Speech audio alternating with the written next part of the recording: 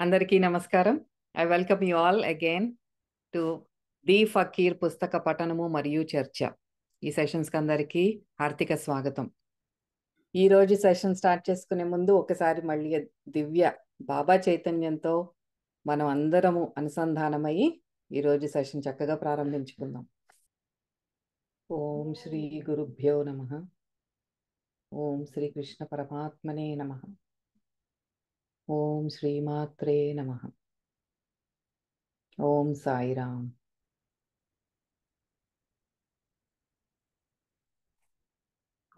మనం ఎంతో అద్భుతంగా బాబా నుండి జ్ఞానాన్ని అందుకుంటున్నాము. ఒక సామాన్య మానవుడు మనలాంటి రుద్ర అనే ఒక క్యారెక్టర్ ద్వారా ప్రయాణాన్ని సాగిస్తూ, అలాగే బాబా తన ద్వారా మనకి ఎంతో జ్ఞానాన్ని అందిస్తున్నారు. సో మనం లాస్ట్ ఎపిసోడ్లో ఏం తెలుసుకున్నాము అంటే, సేత్ అనే ఒక అపరిచితుడిని, ఒక స్ట్రేంజర్ని రుద్ర కలుసుకుంటాడు ఒక రెస్టారెంట్లో. అలా కలుసుకున్నప్పుడు రుద్ర తన ప్రమేయం లేకుండానే ఆ ఎదుటి వ్యక్తి గురించి, తన లైఫ్లో ఏం జరుగుతోందో అనేది టక అన్నీ చెప్పేస్తూ ఉంటాడు. అండ్ ఆ సేత్ అనే మనిషికి అర్థం కాదు, ఇదేంటి నా లైఫ్లో ఏం జరుగుతోందో ఇతనికి ఎలా తెలుసు అని ఆశ్చర్యపోతూ ఉంటాడు. అలాగే రుద్రాకి కూడా తెలీదు ఎలా చెప్తున్నాడు ఇదంతా అంటే, ఏదో ఒక దివ్య శక్తి తనలో వచ్చినట్టు తనకు అనిపించి తన ప్రమేయం లేకుండానే ఆ సేత్ అనే మనిషి జీవితంలో ఏం జరుగుతోందో అనేది చెప్తాడు. చాలా అప్రాపరియేట్గా, యాక్యురేట్గా, ఎటువంటి తప్పులు లేకుండా. అలాగే తను ఏదైతే దేని గురించి అయితే ఆందోళన చెందుతున్నాడో దాని నుండి బయటపడే ఉపాయం కూడా అన్నీ చెప్తాడు. నీకు ఎప్పుడైతే లాభాలు వస్తాయో నీ బిజినెస్లో 5% నువ్వు దానాలు చెయ్యి అని చెప్తాడు. అలా చెయ్యకపోతే నీకు నష్టం కలుగుతుందని కూడా చెప్తాడు రుద్ర. ఇదంతా కూడా బాబాయినే తనతో పలికిస్తున్నాడు అని తనకి అవగతం అవుతుంది, తెలుస్తుంది తనకి. అయితే బాబా మళ్ళీ చిన్నగా పక్క నుంచి వచ్చేసి రుద్ర ఆలోచనలు పసిగట్టంగానే బాబా తన మాటలతో ఇట్లా చెప్తూ ఉంటాడనమాట. అసలైన మన ప్రార్థన అనేది ఎలా ఉండాలి అనేది అదొక్కసారి హైలైట్ చేసి బాబా మాటల్లోనే తెలుసుకుందాము. మనం ఒక సమస్య వచ్చినప్పుడు భగవంతుణ్ణి ప్రార్థించే విధానం ఎలా ఉండాలి అనేది చెప్తున్నారు.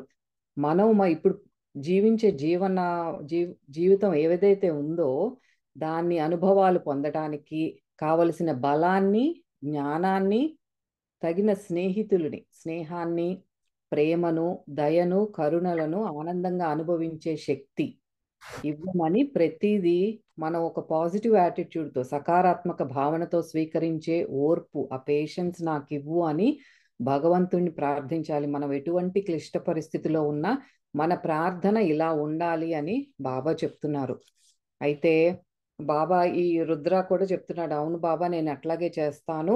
నేను భోజనం చేసేటప్పుడు నువ్వు ఇప్పుడు నేను చెప్పినవి అన్ని ఏం ఫాలో అవుతున్నావో చెప్పు అని బాబా అడుగుతారు రుద్రాని. నేను చెప్పినవి అన్ని ఫాలో అవుతున్నాను బాబా అని పవర్ ఆఫ్ నవ్ గురించి మళ్ళీ చెప్తాడు. వర్తమాన క్షణంలో ఉండే నేను భోంచేస్తాను. భోంచేసేటప్పుడు ఎవరైతే వాళ్ళకంటే అంటే కొంచెం స్థితిలో తక్కువగా ఉన్న వాళ్ళు, ఆహారం దొరకని వాళ్ళ గురించి కూడా ఆలోచిస్తాను. వాళ్ళకి ఆహారం దొరకాలి అని నా మనసులో నుంచి మంచి ఆలోచనలు, ఆ వైబ్రేషన్స్ పంపిస్తాను అంటే, అవి ఎట్లాగో చెప్పు మళ్ళీ అంటారు బాబా తెలియనట్టు. ఏది ఎక్స్ప్లెయిన్ చేయి నువ్వేం చేస్తున్నావు అని అంటే మళ్ళీ ఎక్స్ప్లెయిన్ చేస్తాడు చక్కగా. అంటే తినేటప్పుడు నేనేం తింటున్నానో దాన్ని ఆస్వాదిస్తూ మనసులో నుంచి ఎవరికైతే లేదో, ఇప్పుడు రోడ్డు మీద ఎవరైనా వెళ్తుంటే వాళ్ళకి ఎక్సెస్ ఫుడ్ ఉంటే వాళ్ళకి దానం చేయాలి, రోడ్డు మీద ఒక బిచ్చగాడు ఎవరన్నా ఉంటే దానం చెయ్యాలి అన్న ఆలోచన కల్పిస్తాను అంటే, నేను అలాంటి ప్రకంపనలు పంపిస్తున్నాను కాబట్టి మేబీ వాళ్ళకి ఆలోచన వస్తుందేమో, లేకపోతే ఏదైనా ధన సహాయం చేయాలని అనిపిస్తుందేమో, అట్లా చెప్తాడు బాబా. చాలా ఇంప్రెస్ అయిపోతారు, అబ్బా పర్లేదు నేను చెప్పిన మాట వింటున్నాడు అని. సో ఇంకా మనం ఈరోజు ఇంకా బాబా ఏం చెప్తారో బాబా మాటల్లోనే తెలుసుకుందాం. మనకు బాబా ప్రార్థనలు మనం ఎలాగ చేస్తే అవి అంగీకరించబడతాయి అనేసి చెప్పారు. అంటే మనం కష్టాల్లో ఉన్నా సరే మనం ఎలాగ ప్రార్థించాలో బాబా చెప్పారు. అంటే ఆ కష్టాన్ని తట్టుకునే శక్తిని అడగమన్నట్టుగా మనం ప్రార్థనలు చేయాలి. జబ్బు అనుభవిస్తూనే ఆ స్థితిని దాటగలిగే శక్తిని ఇవ్వమని అడగమన్నట్టుగా బాబా చెప్తూ ఉన్నారు. అలాగా మనకు ఒక అనుభవం అనేది అలాంటిది జరిగినప్పుడు, అంటే ఆ కష్టాల్లో మనం ఉంటూ, ఆ బాధను అనుభవిస్తూ, ఆ అనుభవం అనేది మనకు కలిగినప్పుడు, మనం కరుణగల మనిషిగా సాటి మనిషి యొక్క బాధని, కష్టాన్ని మనం అర్థం చేసుకునే స్థితి మనకొస్తుంది అన్నట్టుగా మనం చెప్పి ఆపుకున్నాము. సో, దాన్ని కంటిన్యూ చేస్తున్నారు బాబా. ఆ రకంగా నువ్వు ఒక ఉన్నతమైన మంచి కోసం, ఒక గొప్ప ఆధ్యాత్మిక లక్ష్యం కోసం మార్చుకోగలుగుతావు. ఆ అనుభవం మనకి ఎలాగ ఉపయోగపడుతుందో చెప్తూ ఉన్నారింకా. అప్పుడు నువ్వు నీ పరిస్థితి పట్ల, భగవంతుని పట్ల కోపం గానీ, వ్యతిరేక భావన గానీ లేకుండా ఉండగలుగుతావు. ఆరోగ్యం ఉన్న వారి పట్ల అసూయ పడకుండా ఉంటావు. ఇదంతా కూడా నువ్వు భగవంతుణ్ణి ప్రార్థించావు కాబట్టి జరుగుతుంది. సరైన వాటినే ఇవ్వమని దేవుని అడిగావు కాబట్టి నీకు అవి ఇవ్వబడతాయి. కాబట్టి జ్ఞానం కోసం, మైత్రి, ప్రేమ, దయల కోసం జీవితాన్ని పాజిటివ్‌గా, సకారాత్మక అంగీకారంతో జీవించడం కోసం ప్రార్థించు. అదే గొప్ప ప్రార్థన అవుతుంది.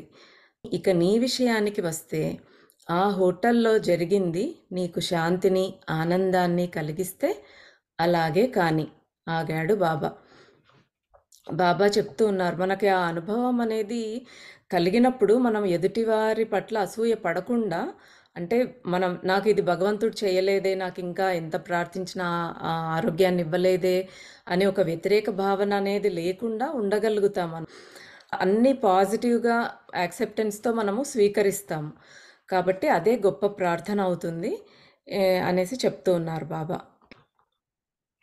అప్పుడు రుద్ర చెప్తున్నాడు, అవును నేను ప్రయత్నిస్తున్నది రుద్ర చెప్పబోయాడు. అప్పుడు మళ్ళీ బాబా వెంటనే మధ్యలోనే కట్ చేశారు. మంచిది. ఈ రకమైన ఇన్వాల్వ్‌మెంట్ అంటే లీనమవ్వటం నువ్వు చేసే ప్రతి దానిలోనూ ఉంటుందా? అడిగారు బాబా. అవును బాబా. ఈరోజు నేను మార్టిన్స్ హోటల్ వైపు నడుస్తూ ఉంటే ఒక అంబులెన్స్ నన్ను దాటి వెళ్ళిపోయింది. ఆ అంబులెన్స్‌లో ఉన్న వారి కోసం అప్రయత్నంగానే తనంత తానుగా ఓ ప్రార్థన వెలువడింది.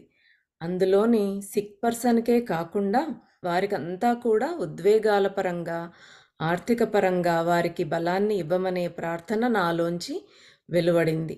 ఆగాడు రుద్ర.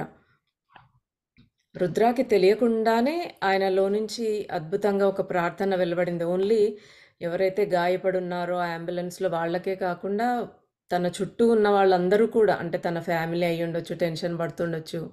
వాళ్ళకి సర్జరీలకి వాటికి మనీ ఉందో లేదో. సో, ఏ రకంగా కూడా వాళ్ళకి బలాన్ని ఇవ్వమన్నట్టుగా రుద్ర నుంచి ప్రార్థన వెలువడిందనమాట తెలియకుండానే. అది ఎందుకంటే అబ్బాయి, నువ్వు వర్తమానంలో ఉన్నావు. ఎప్పుడైతే వర్తమానంలో ఉంటావో అప్పుడు భగవంతుడి నుండి ప్రవహించే కరెంటుతో అనుసంధానమై ఉంటావు. దేవుడు జలకమాడే చోటే నువ్వు జలకమాడుతుంటావు. దేవుని తాకిన జలాలు నిన్ను పరిశుద్ధుడిగా చేస్తాయి, మారుస్తాయి. అందుకే ఈ క్షణంలో ఉండటం అన్నది ఎంతో ముఖ్యం. నువ్వు గనక ఈ క్షణంలో ఉండకపోతే అంబులెన్స్ నీ పక్క నుంచి వెళ్ళిపోయినప్పుడు నీలోంచి ఆ ప్రార్థన వెలువడి ఉండేది కాదు. నువ్వు ఏది ఆలోచిస్తావో, కోరుకుంటావో అది ప్రకృతి వింటుంది, అంగీకరిస్తుంది. దాన్ని ఎనర్జీగా మారుస్తుంది. అది మంచి ఎనర్జీయా కాదా అన్నది ఆ వ్యక్తి భావనల మీద ఆధారపడి ఉంటుంది. మనం వర్తమానంలోనే ఉన్నప్పుడు ఎప్పుడూ భగవంతుడితోనే కనెక్ట్ అయి ఉంటామని మళ్ళీ బాబా మరోసారి నొక్కి చెప్తూ ఉన్నారు. అంతేకాకుండా ఇప్పుడు మనం ఏదో ఆలోచిస్తున్నాం అనుకోండి, అంబులెన్స్ పక్కనే పోతూ ఉన్నప్పుడు మనకి దాని గురించి ఏదన్నా ఒక ప్రార్థన చెయ్యాలి అనేసి మనకు ఐడియా కూడా రాదు. మన ఆలోచనల్లో మనం ఉంటాం. కానీ ఇప్పుడు ఆయన ఒక వర్తమాన క్షణంలో ఉన్నాడు కాబట్టి అక్కడ ఏం జరుగుతుంది అనేది వెంటనే గ్రహించగలిగి వాళ్ళ కోసం ఒక ప్రార్థన తెలియకుండానే రిలీజ్ చేయగలిగాడనమాట. మనం ఏది ఆలోచించినా, ఏది ప్రార్థించినా ప్రకృతి అంగీకరిస్తది. అది నెగెటివా, పాజిటివా అనేది దానికి తెలీదు. అది ఏదైనా కూడా అది యాక్సెప్ట్ చేసి నేచర్ దాన్ని ఎనర్జీగా మార్చేస్తుంది. అందుకే మనం ఎప్పుడు పాజిటివ్‌గా ఆలోచించాలి అని చెప్పేది. మనం పాజిటివ్‌గా ఉంటే అది నేచర్ మనకదే కావాలి అన్నట్టు పాజిటివ్‌గానే మనకిస్తుంది. నెగెటివ్‌గా ఉన్నప్పుడు మనకు నెగెటివ్‌గానే ఆ ఎనర్జీని క్రియేట్ చేసి మన చుట్టూ అలానే ఉండేలాగా చేస్తుందనమాట. ఒక్కసారి ఊహించు. మిలియన్ల కొద్దీ జనాభా మంచిని కోరుకొని, సకారాత్మక ఆలోచనలు, అనుభూతులు పంపినప్పుడు, సకారాత్మక ప్రకంపనల సముద్రమే సృష్టి చేయబడుతుంది. ఈ ప్రకంపనలు విశ్వమంతటా వ్యాపించి, సృష్టి అంతటినీ ప్రభావితం చేస్తాయి.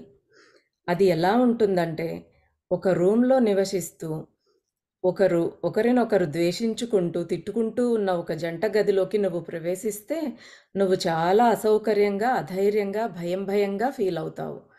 ఆ ఎనర్జీ నీ ఆలోచనల మీద, నీ మాటల మీద, నీ చర్యల మీద ప్రభావాన్ని చూపుతుంది.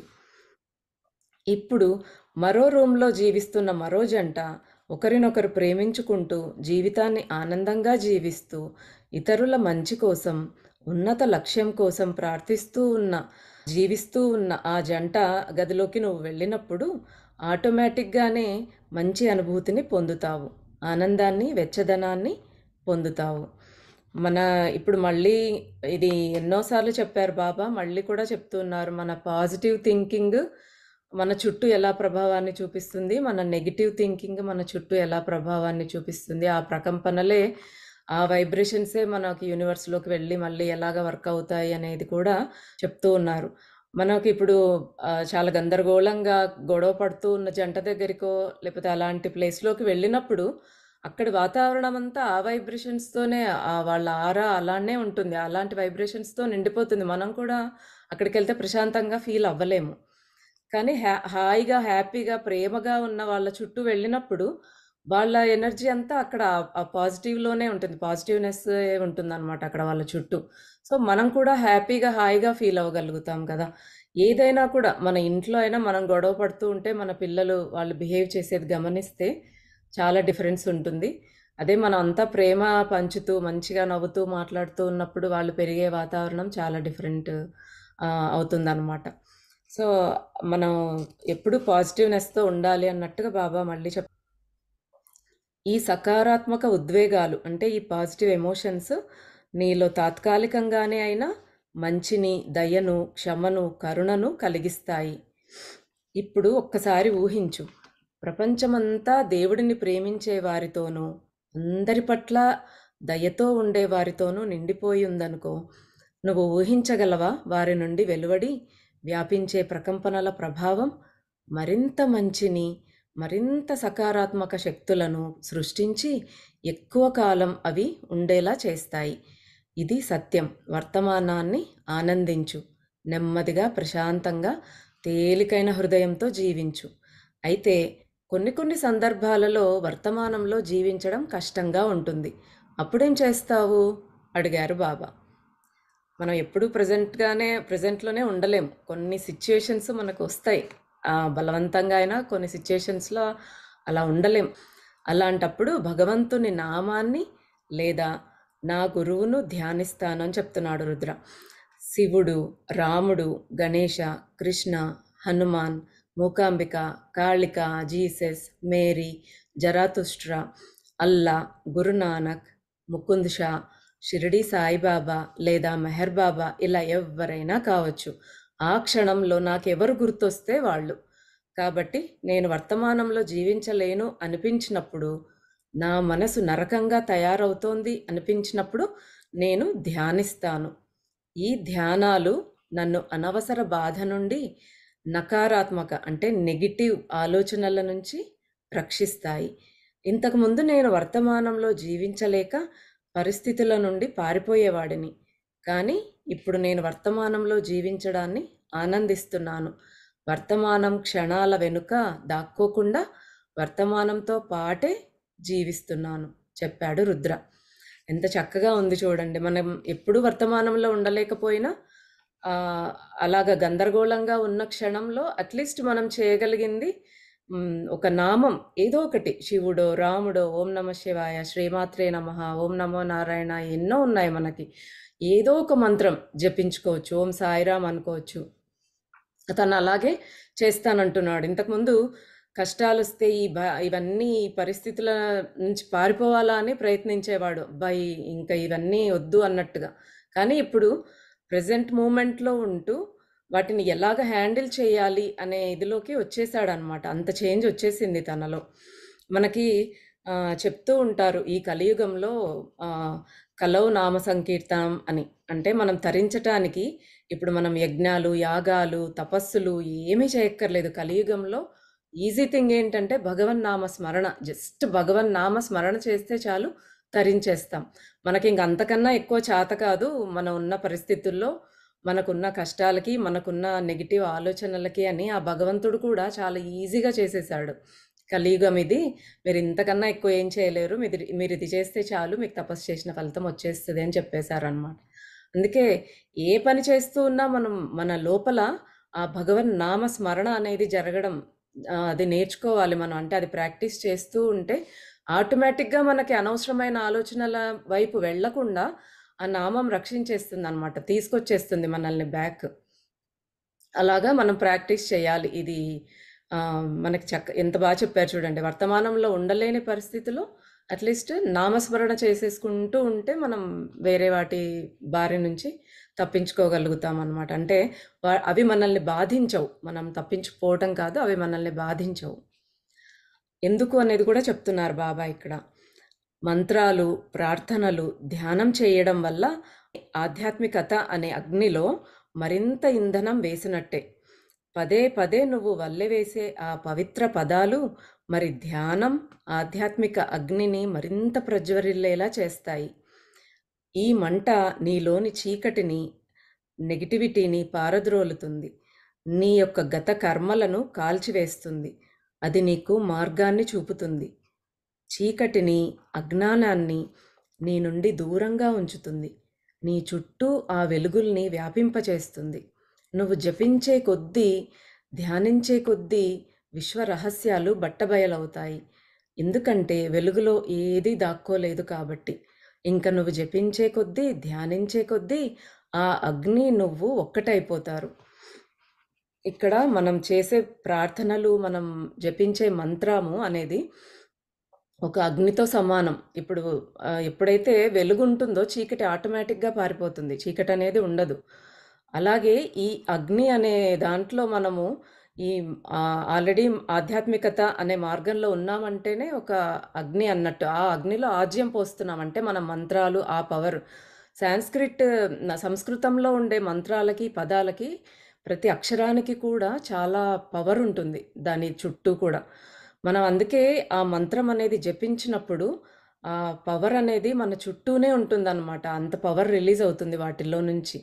మెల్లమెల్లగా మనలో చేంజ్ ఆటోమేటిక్‌గా వచ్చేస్తుందన్నమాట. మనం గమనించకపోయినా మనలో ఆటోమేటిక్‌గా చేంజ్ వచ్చేస్తది. మనం చెయ్యాలి అన్నా కూడా తప్పు చెయ్యము. అంటే దేవుడు మనలోనే ఉన్నాడు, మనతోనే ఉన్నాడు అనే ఒక అలర్ట్‌నెస్, ఆ అవేర్‌నెస్ అనేది మనలో వచ్చేస్తుందన్నమాట.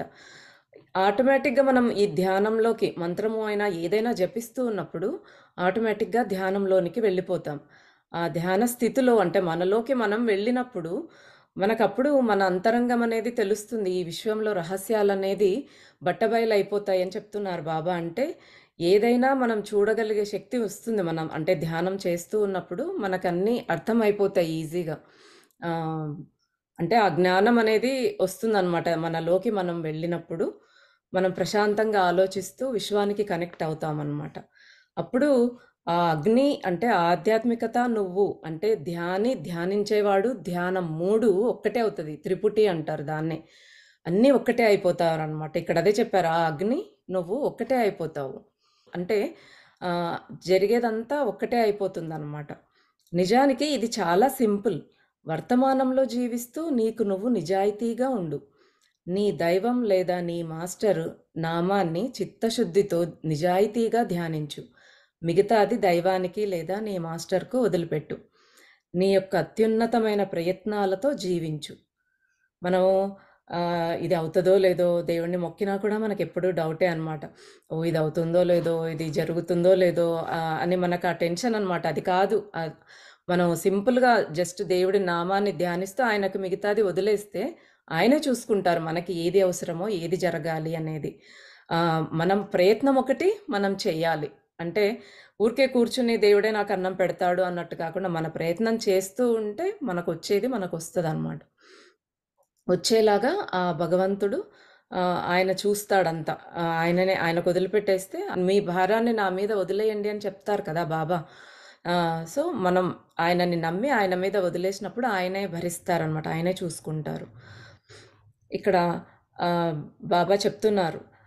యోగానంద పరమహంస గారు తన ఆత్మకథలో ఆటోబయోగ్రఫీ ఆఫ్ ఏ యోగి అనే బుక్లో ఏమని రాశారంటే, దేవుడు చాలా సింపుల్, మిగతా అంతా చాలా కాంప్లెక్స్ అనేసి చెప్పారు. ఇది ఎంతో సత్యం. దేవుడు ప్రేమను, సింప్లిసిటీని, నిజాయితీని తప్ప మరి ఏమీ కోరడు. ఇక నువ్వు రిలాక్స్ అవ్వు, రేపు మాట్లాడుకుందాం, వెళ్ళి డిన్నర్ చెయ్యి, బయటికి వెళ్ళి ఎంజాయ్ చేయి జీవితాన్ని అని ముగించారు బాబా. నువ్వు నా జీవితానివి బాబా పలికాడు రుద్ర.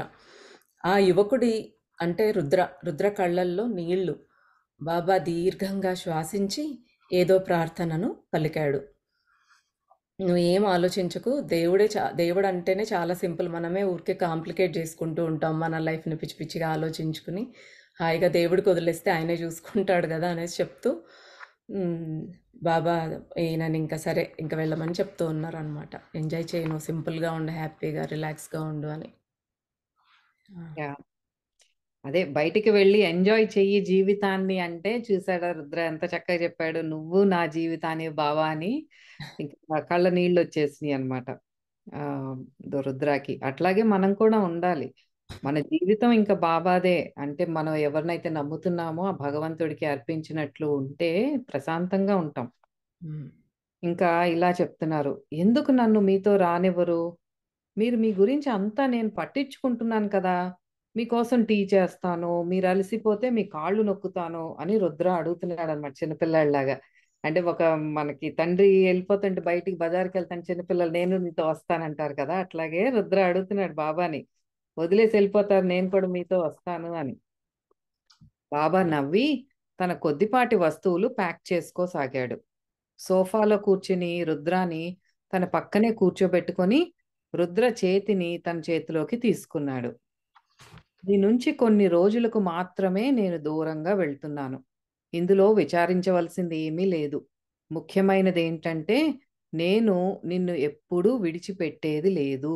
ఎన్నో జన్మలుగా నేను నీతో ఉన్నాను. నువ్వు గమనించినా గమనించకపోయినా నేనెప్పుడూ నీ ప్రక్కనే ఉన్నాను. నువ్వు నన్ను తలుచుకున్నప్పుడల్లా ప్రతి క్షణము నేను నీ వెంటే ఉండాలంటే, నువ్వు నన్ను ప్రతి క్షణము గుర్తు చేసుకుంటే చాలు. నువ్వు ఎంత ఎక్కువ తలుచుకుంటే మన బంధం అంత బలంగా తయారవుతుంది. నువ్వు నన్ను తలుచుకోని క్షణాల్లో కూడా నా ఎనర్జీ నీ చుట్టూ వ్యాపించి ఉంటుంది. నిన్ను నా ప్రేమలో తడిపేస్తూ ఉంటుంది. కాబట్టి బాధపడొద్దు. నేనెప్పటికీ నీతో ఉంటాను ముగించారు బాబా. ఎంత చక్కగా తనకి ధైర్యాన్ని ఇచ్చారు చూడండి. నేను వెళ్ళిపోద్దు, నేను వస్తాను అంటే, ఎక్కడికి వెళ్ళట్లేదు, వెంటనే వచ్చేస్తాను, బట్ నువ్వు ఎప్పుడు నన్ను తలుచుకుంటూ ఉండు. అదే మన బంధం గట్టి పడుతుందంటే మనకి కూడా చెప్తున్నారు అదే బాబా. మీరు నన్ను నమ్ముకోండి అన్న అంతకుముందు సాయి చరిత్రలోనూ చెప్పారు, ఇప్పుడు మళ్ళీ మనకి అది రీఇన్ఫోర్స్ చేసి చెప్తున్నారు. అది ఆ మంత్ర జపము అవన్నీ ఎందుకు బాబా చెప్తున్నారంటే, మనకి మనం ప్రశాంతంగా ఉండటానికి. అది ఆయన కోసం కాదు, అది మన కోసం. మన జీవితంలో ప్రతి క్షణం ప్రతిరోజు ఎంతో దుఃఖాన్ని, ఆందోళన, గందరగోళం ఏదో ఒకటి అనుభవిస్తూనే ఉంటాం ప్రతి ఒక్కళ్ళం. దాని నుంచి బయటపడే మార్గాలు ఒక్కొక్కటి చెప్తున్నారు. అది మనం జాగ్రత్తగా, ఇది అందుకని ఈ పుస్తకం కూడా అట్లా మనం ఒక 1 వీక్లో సచ్చరిత చదివేస్తాం, అయిపోయింది. మళ్ళీ మనమే. ఇప్పుడు ఈ బుక్ కూడా అట్లా రాకూడదు అని అనిపించి ఇట్లా చేయటానికి కారణం కూడా అదే. ఒక్కొక్క పాయింట్ హైలైట్ చేసి బాబా ఏదో చెప్పాలనుకుంటున్నారు మనతో. ఆ చెప్పాలి అనుకునేది హైలైట్ చేసి మాట్లాడుకుంటూ ఎందుకు వస్తున్నాం అంటే, అందరికీ ఇంక్లూడింగ్ అస్ మనసులోకి అది చొచ్చుకుని వెళ్ళి అది ఒక సాధనగా మారాలి. అదే ప్రయత్నం అన్నమాట. ఆ ఎనర్జీ ఎప్పుడు మనని కూడా తడిపి ముద్ద చేస్తూ ఉండాలి. ఆ ఎనర్జీలో మనం ఎప్పుడు సోక్ అవుతూ ఉండాలన్నమాట. ఆపై 2 రోజులు రుద్ర కాటేజీని విడిచిపోలేదు. బాబా పడుకునే మంచం దగ్గర కూర్చుని బాబా వెలిగించిన దీపాలు వెలుగుతూ ఉండేలా చూశాడు. గమ్మత్తుగా తన ప్రక్కనే బాబా ఉనికిని అనుభూతి చెందేవాడు. వారం తర్వాత బాబా చెప్పిన విషయాలు గుర్తు చేసుకున్నాడు. తన ఆలోచనల్ని, తన మనస్సును చెక్ చేసుకుంటున్నాడు. గతం బాధించకుండా, భవిష్యత్తు గురించి బెంగ లేకుండా వర్తమానంలో జీవించడం కన్నా ఆనందమేముంది? బాబా చెప్పినట్లు ఆలోచనల్ని, మనస్సును గమనించడం అలవాటు చేసుకున్నాడు. మనస్సు ఒక అద్భుత శక్తి, అద్భుత సృష్టి. మనం అనుకుంటాం ఈ వర్తమాన క్షణం గురించి బాబా ఫస్ట్ నుంచి చెప్తూనే ఉన్నారు. వర్తమాన క్షణం ఇప్పటికి ఎన్నో సార్లు ప్రస్తావించారు బాబా. దానికి ఎంత సిగ్నిఫికెన్స్ ఉంది అనేది మనకి ఇంకా we have to realise that. అది వర్తమాన క్షణంలో ఉండటం అంటే మనం చేసే పని మీద ధ్యాస పెట్టుకోవటం ఒకటి చెప్పారు. ఇంకొకటేమో అలా చెయ్యలేని క్షణంలో కొంచెం మనకి డిస్టర్బెన్స్ జరుగుతున్నప్పుడు నామస్మరణ చేసుకోండి అని కూడా మనకి అన్ని టిప్స్ ఇస్తున్నారు. అలాగే ఇప్పుడు రుద్ర చెప్తున్నాడు, తనకి బాబా ఏదైతే చెప్పారో అది నేను ఫాలో అవుతున్నాను. అట్లా చేస్తుంటే మనకి ఆ పాస్ట్ ఏం జరిగిపోయిందో ఇంకా నాకు బాధ లేదు. అయ్యో అప్పుడెందుకు అలా చేశాను, అప్పుడెందుకు అలా జరిగింది అనే బాధ లేదు. ఫ్యూచర్ గురించి ఆలోచిస్తున్నప్పుడు మనం ఎన్నో యాంటిసిపేట్ చేసుకొని భయాల్ని కొని తెచ్చుకుంటాం. ఆ విషయం అది అలా జరగకపోవచ్చు, ముందు ఏం జరుగుతుందో మనకు తెలియదు. కానీ మన మైండ్ ఎప్పుడు మనని ట్రిక్ చేసి ఆ భయంలోకే నెట్టేస్తుంది. మనం హ్యాపీగా ఎస్ అంతా బాగా జరుగుతుంది అనే దానికంటే కూడా జరగదేమో, జరగపోతే నెక్స్ట్ ఏం చెయ్యాలి, అమ్మో అమ్మో అనుకుంటూనే ఉంటాం. అలా కాకుండా హ్యాపీగా ఉండాలంటే వర్తమాన క్షణంలోనే ఉండండి అని బాబా చెప్తున్నారు, ఉంటున్నాను అని రుద్ర చెప్తున్నాడు అనమాట. అదే లాస్ట్ చెప్తున్నారు చూడండి, మనస్సు ఒక అద్భుత శక్తి, అద్భుత సృష్టి. మనం అనుకుంటాం మైండ్ని ఎప్పుడు నెగిటివ్ గానే చూస్తాం, కానీ దాంతో అద్భుతాలు చెయ్యొచ్చు అనేది కూడా ఇప్పుడు చెప్తున్నారు హైలైట్ చేసి మనకి. రథానికి పూంచిన గుర్రాల వంటివి ఆలోచనలు. నువ్వైనా ఆలోచనలు కంట్రోల్ చెయ్యాలి, లేకపోతే ఆలోచనలే నిన్ను కంట్రోల్ చేస్తాయి. నువ్వైనా మనస్సుకు గురువు కావాలి, లేదా అదే నీ గురువైనా అవుతుంది. ఇట్లా రెండు ఇప్పుడు మనకి మన లైఫ్లో నిత్యం జరిగేది ఇదే కదా. మైండ్ నుంచి ఎన్నో ఆలోచనలు చేస్తూ ఉంటాము. ఆలోచనలు నువ్వు కంట్రోల్ చేయకపోతే, మనం మన ఆలోచనలు కంట్రోల్ చేసుకోలేకపోతే అవే మనని రూల్ చేస్తాయి అని చెప్తున్నారు అనమాట. అలాగే మనస్సు, మనం దాన్ని కంట్రోల్ చేస్తున్నామా, అదే మనకి గురువై కూర్చుందా? ఈ రెండింటిని దేంటి తేడా అనేది చూద్దాం. అగ్నిలో అది నీ జీవితాన్ని పురోగమించేలా అగ్నిలా అది నీ జీవితాన్ని పురోగమించేలా చేస్తుంది. ఏంటది? మనస్సు. లేదా నిన్ను కాల్చివేస్తూ చావుకు దగ్గర చేస్తుంది. అదే ఇప్పుడు మనకి మనస్సుని ఆత్మలో లయం చేశాము. ఇప్పుడు బాబా చెప్పినట్టు ఒక నామజపము, మంత్రస్మరణ ఇవన్నీ ధ్యానం కానీ చేసినప్పుడు మన మనస్సుని ఆత్మలో లయం చేసినప్పుడు అదే మనం ఆధ్యాత్మికంగా పురోగమించేలా చేస్తుంది. మనం we are moving upwards in our journey. అలా కాకుండా దానికే ఉన్న కెపాసిటీ ఏంటంటే అది మన అధోముఖంగా కాల్చివేసే కెపాసిటీ కూడా ఆ మైండ్కి ఉంది. ఎలా? మనం పిచ్చి పిచ్చి ఆలోచనలు చేయటం, వాళ్ళు నన్ను ఎలా అన్నారు అని ఒక మాట అంటే మనం దాన్ని మిలియన్ టైమ్స్ రిపీట్ చేసుకొని ఇంకా అదే అదే ఆలోచనలో బాధపడటం, ఇవన్నీ చేయటం ఏంటంటే కాల్చి దహించి వేస్తూ మన చావుకి కూడా కారణం అయ్యే ఛాన్స్, ఆ శక్తి కూడా మనస్సుకు ఉంది అని చెప్తున్నారు. అదే నువ్వు గనక ఈ క్షణంలో జీవిస్తే మనస్సు ఆ క్షణంలోకి ఆక్రమించుకోబడుతుంది. అంటే మనం ఆ మనస్సును తీసుకొచ్చేస్తున్నాం, ఈ క్షణంలోకి లయం చేసేస్తున్నాం దాన్ని. పని లేనప్పుడు నామం, జపం, ధ్యానం ఇత్యాది సాధనలు. పనిలో నిమగ్నమైనప్పుడు పని. మనం ఏదైనా పని చేస్తున్నప్పుడు అదే కదా చెప్పారు బాబా, తినేటప్పుడు తింటమే, ఇంకా దేని గురించి ఆలోచించొద్దు. అలా ఏం లేదనుకోండి, నామజపం కానీ ధ్యానం కానీ ఏదన్నా చేసుకోండి అని చెప్తున్నారు. అప్పుడు మనస్సు దాని గుర్రాలతో సహా నీ చెప్పు చేతల్లో ఉంటుంది. గతాన్ని తవ్వుకోకుండా, భవిష్యత్తు గురించి ఊహాగానాలు లేకుండా వర్తమానంలో జీవించడం కన్నా ఆనందమేముంది? అదే మళ్ళీ మళ్ళీ రీఇన్ఫోర్స్ చేసి చెప్తున్నారు మనకి. ఆలోచనలు గుర్రాల వంటివి. ఒక్కో ఆలోచన ఒక్కో గుర్రం లాంటిది. ఎన్నో ఆలోచనలు లేదా కోరికలు. ఈ ఆలోచనల రూపంగానే మనకి కోరికలు కూడా మనలో ఉద్భవిస్తూ ఉంటాయి. ఆ సముద్రంలో అలలు లాగా ఒకదాని తర్వాత ఒకటి కోరికలు పుడుతూనే ఉంటాయి. అన్నీ గుర్రాల్లాగా ఉంటూ ఎన్నో వైపులకు పరిగెత్తుతూ ఉంటాయి. అంతే కదా! ఒక కోరిక అట్లా రోజు ఏదో ఒకటి పుడుతూనే ఉంటాయి. ఒక్కొక్కటి ఒక్కొక్క డైరెక్షన్‌లోకి వెళ్ళిపోతున్నాయి అని చెప్తున్నారు. అప్పుడు రథాన్ని నడిపించటం బాధాకరంగా ఉంటుంది. అంతే కదా! ఒక బండిని ఒక 5 గుర్రాలు ఉన్నాయి అంటే ఒక్కొక్క గుర్రం డిసైడ్ చేసుకొని నేను ఈస్ట్‌కెళ్తాను, ఒకటి వెస్ట్‌కెళ్తాను అంటే కుదరదు కదా! ఆ బండి ఎక్కడికి వెళ్ళలేదు. అలాగే మన కోరికలు కూడా అలైన్‌మెంట్‌లో లేకుండా ఒకదానికొకటి సంబంధం లేకుండా నిత్యం ఏదో ఒకటి చేస్తూ ఉంటే మన లైఫ్ కూడా అలాగే ఉంటుంది అని చెప్తున్నారు. నడిపించటం అది మన లైఫ్ రథం అంటే మన లైఫ్‌ని నడిపించడం చాలా బాధాకరంగా ఉంటుందని చెప్తున్నారు. అలాగే మనస్సు కూడా రథమే. ఇప్పుడు మన మనస్సుని ఒక రథం అనుకుంటే వ్యక్తి అంటే మనం రధికుడు. కొన్ని ఆలోచనలు ఒకవైపు లాగుతూ మరికొన్ని బలంగా మరోవైపుకు లాగుతూ ఉంటే ఎలా? జీవితం ఓ పీడకలలా ఉంటుంది. అదే చెప్తున్నారు. ఇప్పుడు మనస్సుని రథం అంటే, ఆ మనస్సు సెన్సెస్‌తో పాటు ఇప్పుడు ఒక సెన్స్ ఒక కోరిక తీసుకొచ్చింది. అది తీర్చుకోవాలా? ఇంకొక కోరిక తీర్చుకోవాలా? అట్లా ఒక్కొక్క దానితోని వెళ్తూ ఉంటే, మన జీవితం కూడా ఒక పీడకలలాగా ఉంటుంది అని చెప్తున్నారు. రథం ఎంత బలంగా ఉన్నా, రధికుడు ఎంత నైపుణ్యం కలవాడైనా, గుర్రాలన్నీ ఒక అవగాహనకు వచ్చి, ఒకే మార్గంలోకి మళ్ళినప్పుడు మార్గం సుగమమవుతుంది. అంతా ఒక అలైన్‌మెంట్‌లో ఉండాలని చెప్తున్నారు. అన్ని కోరికలన్నీ కూడా. మనం ఒక పని మీద ఫోకస్ చేయాలంటే, మన ఇంద్రియాలన్నీ కూడా దాని మీద పెడితేనే ఆ పని అనేది అవుతుంది. ఎటువంటిదైనా సరే. చిన్నదైనా, పెద్దదైనా.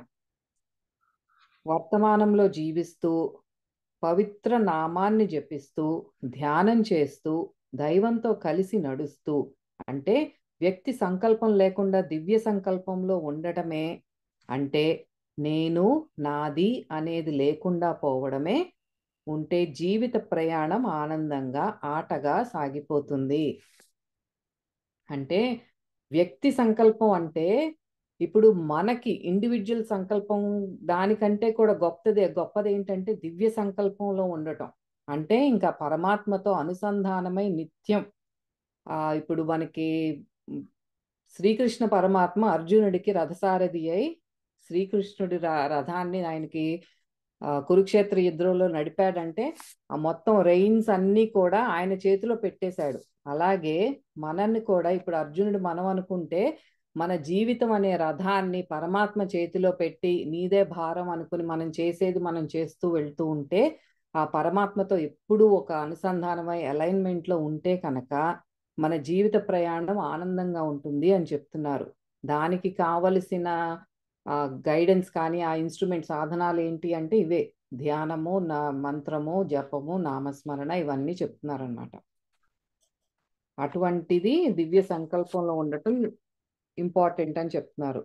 అలా ఎన్నో గుర్రాల వంటి ఆలోచనలు కలిసిపోయి ఒకటై ఎంతో బలంగా ఉపయోగపడేలా తయారయ్యి సులభంగా త్వరగా పరిగెత్తే మగ గుర్రంలా మారిపోతుంది. ఇప్పుడు అన్నీ కూడా మన ఆలోచనలన్నీ కూడా దైవమే. అన్నీ కూడా అక్కడ అర్పించినప్పుడు ఏంటంటే ఒక బలమైన అదేంటి మేలు జాతి మగ గుర్రంలాగా తయారవుతుంది. అంటే అంత స్ట్రాంగ్‌గా ఉంటుందన్నమాట. అంటే మన సంకల్ప బలం లోపల అంత స్ట్రాంగ్‌గా ఉంటుంది. ఒక పని చేయాలన్నా అంతే కదా! మనం ఇప్పుడు పిల్లలకి చెప్పేది కూడా అంతే. వాళ్ళు చదువుకోకపోతే ధ్యాస దాని మీద పెట్టు, ఫోకస్ చేసి చెయ్యి అని వాళ్ళని తిడతా ఉంటాము. అదే ఇప్పుడు బాబా కూడా మనకి చెప్తున్నారు. మీరు చేసే పని అంతా కూడా అలైన్డ్‌గా ఉండి దాని మీదే పెట్టి దృష్టి మిగతాది మీరు మాత్రం మనసు, ఆత్మ, పరమాత్మ అనుసంధానంలో ఉండండి అని చెప్తున్నారు. అప్పుడు రధికుడు ఈ ప్రయాణాన్ని ఒక ఆటలాగా ఎంజాయ్ చేస్తాడు. రధికుడు అంటే ఎవరు? మనమే. మన రథాన్ని మనం ఇప్పుడు అట్లా పరమాత్మకు అప్పచెప్పినప్పుడు మన లైఫ్ అంతా కూడా ఎంతో ఎంజాయ్ చేస్తాం. ఎంజాయ్ చేయటం అంటే మళ్ళీ ఇక్కడ ఇంకొకలాగా అనుకుంటాం. అంటే వాళ్ళకంతా భోగాలు అనుభవిస్తారా? మన మైండ్ ఎప్పుడు ఇలాగే ఆలోచిస్తుంది. ఇంకా ఎటువంటి ప్రాబ్లం ఉండదా? ఎటువంటి డిసీజెస్ కానీ, జబ్బులు కానీ రావా? ఎప్పుడూ హ్యాపీగా ఉంటామంటే అక్కడ తీసుకోవాల్సింది ఏంటంటే ఎటువంటి పరిస్థితిలో అయినా సరే మనం ప్రశాంతంగా, స్థిమితంగా, స్థితప్రజ్ఞతతో ఉంటాము అనేది ఎంజాయ్మెంట్. అంతేకాని ఈ భౌతిక సుఖాలతో వచ్చే ఎంజాయ్మెంట్ అయితే కాదు, అది కాదు చెప్పేది. ఎలాంటిదైనా సరే మనం ఎంజాయ్ చేస్తాం. There is a lot of difference రెండిట్లోనూ. ఇలా ఉంటేనే నేను ఎంజాయ్ చేస్తాను అనుకునేది మన ఈ ఫిజికల్ లైఫ్లో మనం ఈ పరిధులతో కూడిన లిమిటేషన్స్తో కూడిన మైండ్తో ఆలోచించేది ఎంజాయ్మెంట్ వేరు. బాబా చెప్పేది ఎలాంటిదైనా సరే స్థితంగా ఉండి మీరు ముందుకు ప్రశాంతంగా వెళ్ళిపోతారు, ఆ ఎంజాయ్మెంట్ గురించి చెప్తున్నారు. దూరాలు కూడా అతి తక్కువ సమయంలోనే దాటగలుగుతాడు. మిగతా సమయాలు రధికుడు, రథం, గుర్రం హాయిగా రిలాక్స్ అవుతూ ఎంజాయ్ చేస్తూ ఆయుష్ను కూడా పెంచుకోగలుగుతాడు. అంతే కదా, మనం అంతా స్థిమితంగా ఉన్నప్పుడు ఇంకా మనకి ఇంకా జబ్బులు కానీ ఏమీ రావు, హ్యాపీగా లైఫ్ లీడ్ చేస్తూ ఉంటాము. అంటే మీకు ఆయుష్ కూడా పెరుగుతుంది అంటే మనకు ఆ లోపల ప్రాణిక్ ఎనర్జీ కూడా ఎప్పుడు స్థిమితంగా ఉంటుంది, కిందకి పడిపోదు. అంటే ఊర్ధత్వం వైపుకి ఆ పరమాత్మ చైతన్యంతో ఉంటాం కాబట్టి మనకి ఫిజికల్ డిసీజెస్ ఉండవు, మనసు ప్రశాంతంగా ఉంటుంది. అంటే మెంటల్ ఎయిల్మెంట్స్ కానీ ఏమి ఉండవు, డిప్రెషన్లు ఉండవు, యాంగ్జైటీలు ఉండవు, ప్రశాంతంగా ఉంటాము, ఆయుష్ కూడా బాగుంటుంది. తూర్పు దేశాల ఫిలాసఫీని అంతా రుద్ర ఒక్క వాక్యంలో మలుచుకున్నాడు. ఇదే మన తూర్పు దేశ ఫిలాసఫీ అంటే మన హిందూ సనాతన ధర్మం, హిందూ ఫిలాసఫీ, మన వేదిక్ ఫిలాసఫీ ఇదంతా చెప్పేది ఇదే. పరమాత్మతో లయంగా ఉండండి, మీరు చేసేది మీరు చేయండి, ఆ రిజల్ట్ అనేది ఆయనకు వదిలేసేయండి. మనం ఎప్పుడు కూడా రిజల్ట్ మీదే మన మనసు పెడతాం కాబట్టే మనం ఇంత ఆందోళనకి గురవుతూ ఉంటాం. మన ఎగ్జామ్ తీసుకుంటున్నామంటే రిజల్ట్ మీద, అంటే రిజల్ట్ నాకు A+ వస్తేనే నాకు హ్యాపీగా ఉంటాం, అక్కడి నుంచి వస్తుంది మనకు ఆందోళన. కానీ మనం ఇప్పుడు ఏదైతే చదువుతున్నామో దాని మీద ఫోకస్ పెట్టి as it's going to happen, ఏదైనా సరే యాక్సెప్టెన్స్ ఉంటుంది అని మనకి చిన్నప్పటి నుంచి ఆ ట్రైనింగ్ అనేది లేదు. మనం ఎప్పుడు కూడా అలాగే ఆ కంపెటిటివ్ దీంట్లోనే పెరిగాము, ఇప్పటికీ అలాగే ఉంటున్నాము. కానీ మన హిందూ ఫిలాసఫీ చెప్పేదైతే అది కాదు. మనకి అన్ని పురాణాలు కానీ, శాస్త్రాలు కానీ, భగవద్గీత కానీ అన్నీ చెప్పేది ఇదే. ఇప్పుడు రుద్ర ఏదైతే చెప్తున్నాడో, రధికుడు, రథం, గుర్రం, అందరం హాయిగా ఉండాలంటే బీ విత్ అవర్ సెల్స్. ఆలోచనలు గనక కంట్రోల్లో ఉంచుకోగలిగితే వాటిని ఒకే వైపు, ఒకే ఆలోచనగా, ఒకే కర్మగా మలుచుకోగలిగితే అప్పుడు రథం అనే మనస్సు మెత్తగా పరిగెత్తే రధికుడు తన జీవిత ప్రయాణం మొత్తం ఆరోగ్యంగా, ఆనందంగా ఉండగలుగుతాడు. ఫిలాసఫీని సింపుల్గా ఉన్నట్లు కనిపించినా ఆచరణలో ఇది చాలా కష్టం అనిపిస్తోంది రుద్రాకి. తెలివిగా ఆ అడవి గుర్రాల్లాంటి ఆలోచనల్ని ఒక పనికి వచ్చే దారిలోకి మళ్ళించి శాంతిగా ఉండటానికి కృషి చేయాలి. అంటే మన వంతు ప్రయత్నం మనం చెయ్యాలి. అమ్మో ఇది కష్టము అని అనుకోకుండా ఏం చెప్తున్నారో ఒక్కసారి మళ్ళీ బాబా ఏం చెప్తున్నారో మననం చేసుకొని మళ్ళీ అది మనం సాధనగా మార్చుకోవటానికి మనం ట్రై చేయాలి. ఈ నౌ మూమెంట్లో ఉండటానికి ట్రై చేయాలి ఇప్పుడు బాబా చెప్పిన మార్గంలో. రుద్ర మార్లిన్స్ హోటల్కి వెళ్ళడం తగ్గించాడు. అసలే గందరగోళంగా ఉన్న అతని జీవితాన్ని మరింత గందరగోళంలోకి పెట్టేయడం ఇష్టం లేదు రుద్రకి. అతని తలలోని బాధ మరింత బాధాకరంగా తయారయింది. క్రితం రాత్రి మళ్ళీ అతని పిల్లలు కల్లోకి వచ్చారు. అతని చిన్నారి కొడుకు రుద్రని కౌగలించుకొని వెళ్ళొద్దు అంటున్నాడు. రుద్రకి అర్థమవుతోంది. అసహ్యం, ద్వేషం కనుక పోగొట్టుకోగలిగితే జరిగిన విషయాలలో ఎక్కడ తప్పు జరిగిందో మనస్సుకి తెలుసుకో వీలవుతుంది. ఇక్కడ మళ్ళీ అదే తను కొంచెం చేంజెస్ చేసుకుంటున్నాడు రుద్ర. బాబా చెప్పేయన్ని వంట పట్టించుకొని ఎట్లా తన లైఫ్ స్టైల్ ఎట్లా మార్చుకోవాలి, ఆలోచనలు ఎలా మార్చుకోవాలి అన్ని ట్రై చేస్తున్నాడు. కానీ తనకి ఒక జబ్బు ఉంది కదా, తనకి మళ్ళీ ఏదో బాగా తలలో హెడేక్ అదన్నీ బాగా సివియర్గా వస్తున్నాయి. అండ్ మళ్ళీ రాత్రికి ఫస్ట్ ఈ మనకి బుక్ స్టార్ట్ అయినప్పుడు ఒక కలలో ఎట్లాగైతే పిల్లలు గుర్తొస్తారు కలలోకి, సేమ్ అదే మళ్ళీ కల వచ్చింది. బాబు కలలోకి వచ్చాడు, వాళ్ళ నాన్నని పట్టుకుని వెళ్ళొద్దు అని గోల చేస్తున్నట్టు అట్లా వచ్చిందనమాట. కానీ రుద్రాకి ఇప్పుడు ఈ వర్తమాన క్షణంలో ఉండటం వల్ల ఒకటి మాత్రం క్లియర్గా అర్థమవుతోంది ఏంటంటే, మన లోపల అసహ్యం, ఒకళ్ళని చూస్తే ఒక ద్వేషం కానీ ఆ అసహ్య భావన ఏదైతే ఉంటుందో దాన్ని కొద్ది కొద్దిగా పోగొట్టుకోగలిగితే, అంటే మనల్ని మనం ప్యూరిఫై చేసుకునే కొద్దీ ఒక ఒక మురికి నీళ్ళు ఉన్నాయి. ఆ మురికంతా పైనంతా తీసేస్తే కిందంతా తేటగా కనిపిస్తుంది కదా! అలాగే అది అసహ్యము, ద్వేషము మనలో ఉన్న ఈ అరిషడ్ వర్గాలు కొద్ది కొద్దిగా తీసేసుకోగలిగితే, ఆ ఏదైతే జరిగిందో పాస్ట్‌లో వాటెవర్ హ్యాపెండ్, ఒక సిట్యుయేషన్ ఏదైనా జరిగితే అందులో మన రోల్ ఏంటి? సరే జరిగింది. వాగ్వివాదం వచ్చింది. ఒకళ్ళతో ఏదన్నా పోట్లాట గాని ఏదన్నా వచ్చింది. అందులో నా రోల్ ఏంటి అనేది నాకు క్లియర్‌గా ఇప్పుడు తెలుస్తోంది అనుకుంటున్నాడు రుద్ర. అందులో నా పాత్ర ఏంటో నేను అంగీకరించుకోగలుగుతున్నాను. యెస్. నా తప్పు కూడా ఉంది అని యాక్సెప్ట్ చేసుకోగలుగుతున్నాడు తను. తాను చేసిన పొరపాట్లు, తాను ఆడిన అబద్ధాలు, తాను చేసిన మోసాలు వగైరాలు ఒప్పుకోగలుగుతున్నాడు. మనం మామూలుగా అయితే అయన్నీ పక్కకి డినై చేస్తాం. ఎక్కువగా పక్కనాళ్ళే వాళ్ళదే తప్పు. వాళ్ళిలా చేశారు కాబట్టి నేను ఈరోజు ఇలా ఉన్నాను. వాళ్ళు నన్ను మోసం చేశారు అనుకుంటాను గానీ, మన మైండ్ ఎప్పుడైతే కామ్ చేసుకుంటామో, ఒక సిట్యుయేషన్ జరిగినప్పుడు ఇప్పుడు 2 చేతులు కలిస్తేనే చప్పుడొస్తుందంటారు. అట్లాగే వాళ్ళది ఎంత రోల్ ఉందో మనకి కూడా ఎంతో కొంత రోల్ లేకపోతే ఆ సిట్యుయేషన్‌లో అసలు మనం ఉండం కదా! ఇద్దరిది ఉంటది బాధ్యత. ఇప్పుడు తనకదే అది తెలుసుకుంటున్నాడు. At the same time accept చేస్తున్నాడు. యెస్. నాది కూడా తప్పుంది దాంట్లో అని. చాలా మందికి ఈ రకమైన బలం ఉండదు. అది యాక్సెప్ట్ అట్లా చేయాలంటే చాలా లోపల మనకి ఆ నిర్మలమైన మనస్సు ఉండాలి. ఆ ధైర్యం ఉండాలి. యెస్. నేను చేశాను, తప్పు చేశానని ఒప్పుకోటానికి. బుకాయించడం చాలా ఈజీ. తమ లోపాలను ఒప్పుకునే నైతిక సామర్థ్యం ఉండదు. రుద్ర విషయానికొస్తే రుద్ర ఎవ్వరినీ మోసగించలేదు. అలా అని అతనేమి యోగి కాదు. ఓ మనిషిగా, ఓ భర్తగా తన స్థానం నుంచి జారిపోయి ఉండొచ్చు. లోకంలో ఇలా జారిపోయింది ఇతనొక్కడే కాదు. అంటే తన లైఫ్‌లో ఏదో జరిగింది దాని గురించి చెప్తున్నాడు. అంటే తను తప్పు చేశాడు గానీ మరీ మోసగించే మనిషైతే కాదు తను. ఏదో సంథింగ్ హ్యాపెండ్ అని చెప్తున్నారు. తేడా ఏంటంటే రుద్ర తనకి తెలిసిన దాని గురించి మౌనం వహించాడు. ఇది మనం జాగ్రత్తగా నోట్ చేయాల్సింది. అంతకుముందు కూడా బాబా చెప్పారు. ఏదన్నా సంఘటన జరిగినప్పుడు స్పందించటం అనేది ఇట్ ఈస్ నార్మల్. స్పందించాలి అని చెప్తున్నారు. ఇక్కడ రుద్ర చేసిన తప్పేంటంటే వాటెవర్ తన లైఫ్‌లో ఏదో సిట్యుయేషన్ జరిగినప్పుడు తను ఆ స్పందన లేకుండా మౌనంగా ఉన్నాడు. అది కూడా తప్పే. ఎందుకంటే తనతో పాటు దిగజారిన వ్యక్తి ఒకప్పుడు తన జీవితంలో ఓ భాగం. తన పిల్లల జీవితంలో ముఖ్య భాగం. ఇక్కడ నాకు అర్థమైంది ఏంటంటే మోస్ట్ లైక్లీ తన వైఫ్ అయి ఉంటుంది ఆ వ్యక్తి అనిపిస్తోంది ఈ మాటలను బట్టి. రుద్రకి చాలా సిగ్గనిపించింది. వాళ్ళు తనని ఎలా మోసగించింది, తన మీద తెలివిగా ఎలా ట్రిక్కులు ఉపయోగించింది తలుచుకొని. అంటే ఇవన్నీ గుర్తొస్తున్నాయన్నమాట. గుర్తొచ్చి కొంచెం హి ఈస్ ఫీలింగ్ అషేమ్డ్.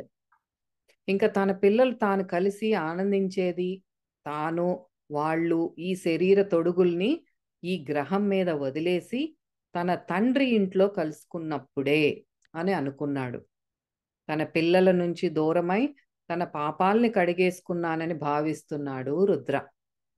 ఈ పాత జరిగిపోయిన తర్వాత తను ఫ్యామిలీకి దూరంగా ఇట్లా బయటకొచ్చేసాడు. ఎక్కడెక్కడో తిరుగుతున్నాడు. ఇప్పుడయి ఆలోచిస్తుంటే ఏమవుతుందంటే, తను ఏదైతే జరుగుతోందో తనకింక ఎప్పటికీ ఆ పిల్లల్ని కలవలేను అని అనుకుంటున్నాడు.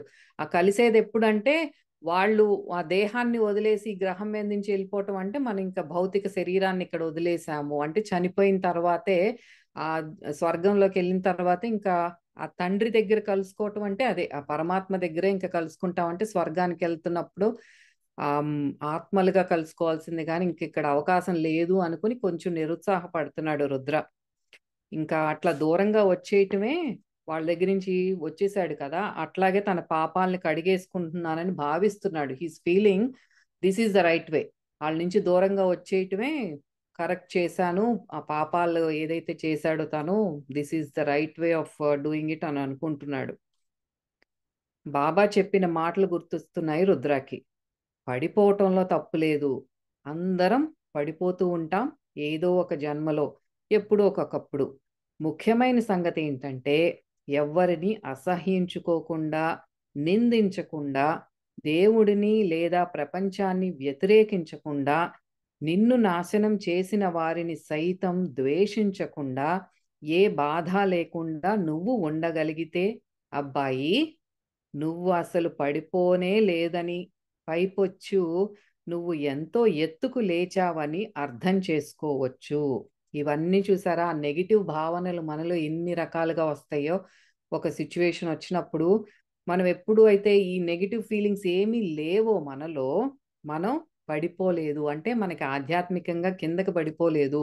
ఒక జన్మ తీసుకుంటున్నామంటే మనకి అన్ని ఎగ్జామ్సే.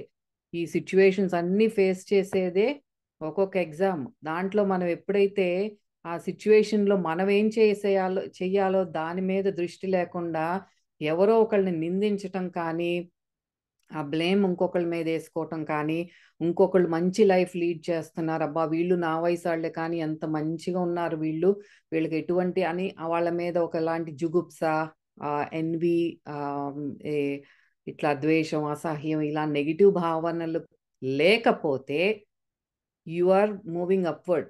మనకి ఇది ఏదైనా అయి ఉండొచ్చు, జబ్బు వచ్చి ఉండొచ్చు, బట్ ఆ జబ్బు మనల్ని కిందకి లాగట్లేదు. ఆ జబ్బు తాలూకు ఆలోచనలు మనం ఏవైతే చేస్తున్నామో అది డిసైడ్ చేస్తుంది మనం ఆధ్యాత్మికంగా ఊర్ధత్వం వైపుకు వెళ్తున్నామా, అధోగతి పాలవుతున్నామా అనేది. The feelings and the thoughts what we are having at that moment in that situation, అవి మనని డిసైడ్ చేస్తాయి అని చెప్తున్నారు. అదే మనం గుర్తుపెట్టుకోవాల్సింది. అదే నువ్వు అసలు పడిపోలేదని, పైపెచ్చు నువ్వు ఎంతో ఎత్తుకు లేచావని అర్థం చేసుకో. స్వర్గాలన్నీ కూడా ఎప్పుడూ ఒక్కసారి కూడా పడిపోని వాళ్లతోనే నిండలేదు. స్వర్గాలన్నీ కూడా ఎవరైతే అలాంటి పరిస్థితులను, అడ్డంకులను, బలహీనతలను అధిగమించారో, ఎవరైతే వాటి నుంచి నేర్చుకొని అన్ని ఫలితాలను అతడికే వదిలివేశారో అలాంటి వాళ్లతో నిండిపోతాయి. స్వర్గానికి వెళ్ళటం అంటే అందరం కూడా మనం ప్యూరిఫై అయ్యి అప్పుడే కదా. అంటే ఒకళ్ళకి ఈ జన్మలో మన కళ్ళ ముందు ఏమి ఫేస్ చేస్తూ ఉండకపోవచ్చు, కానీ ఏదో ఒక జన్మలో జరగాల్సింది. మనం ఆ బెగ్గర్ పిక్చర్ చూడం. ఎప్పుడు ఈ కళ్ళతో ఏం చూస్తున్నామో అదే నిజం అనుకుంటాం. దీని వెనకాల ఎన్నో కోట్ల జన్మల ఇన్ఫ్లుయెన్స్ మనం క్యారీ చేస్తున్న సంగతి మనం మర్చిపోతాం. సో మనం కూడా చక్కగా ప్రశాంతంగా ఎవరి మీద ద్వేషం, అసహ్యము లేకుండా, మన లైఫ్ మీద మనకి అసహనం లేకుండా చక్కగా ఓర్పుతో పరమాత్మ చైతన్యంతో నిత్యం అనుసంధానమై మనం కూడా మన జీవితాన్ని సాగిద్దాం. Okay friends. ప్రతిసారి మనం ఎన్నో విషయాలు బాబా మనకి చెప్తూ ఉన్నారు. బాబా చరిత్రలో అక్కడ అక్కడ ఇచ్చినటువంటి మనం అర్థం చేసుకోలేమేమో ఆ విషయాలు అన్నట్టు, ఇక్కడ ఈ బుక్‌లో మాత్రం అసలు ప్రతి ఒక్కటి అరటిపండు ఒలిచి నోట్లో పెట్టినట్టుగా విడమరిచి ఎక్స్‌ప్లెయిన్ చేస్తూ ఉన్నారనమాట. అది రుద్రాకు చెప్తూ ఉన్నట్టుగా ఉన్నా అదంతా మనకు చెప్తూ ఉన్నారు అనేది మనం అర్థం చేసుకోవాలి. మనం పాటించాలి. మన మనసుని ఎలా కంట్రోల్‌లో పెట్టుకోవాలి, మన మాట, మన ఆలోచన ప్రతి ఒక్కదాని గురించి ఎంత అద్భుతంగా చెప్తూ ఉన్నారు. మళ్ళీ మళ్ళీ మనకు బాబా చెప్తున్నది నౌ మూమెంట్. ఎప్పుడూ వర్తమాన క్షణంలోనే ఉంటే, ఎప్పుడు గతం గురించి, భవిష్యత్తు గురించి కాకుండా మనం ఈ క్షణంలో జీవించినట్లయితే మనం ఆధ్యాత్మికంగా ఎలా ఎదగగలుగుతాము అనేది.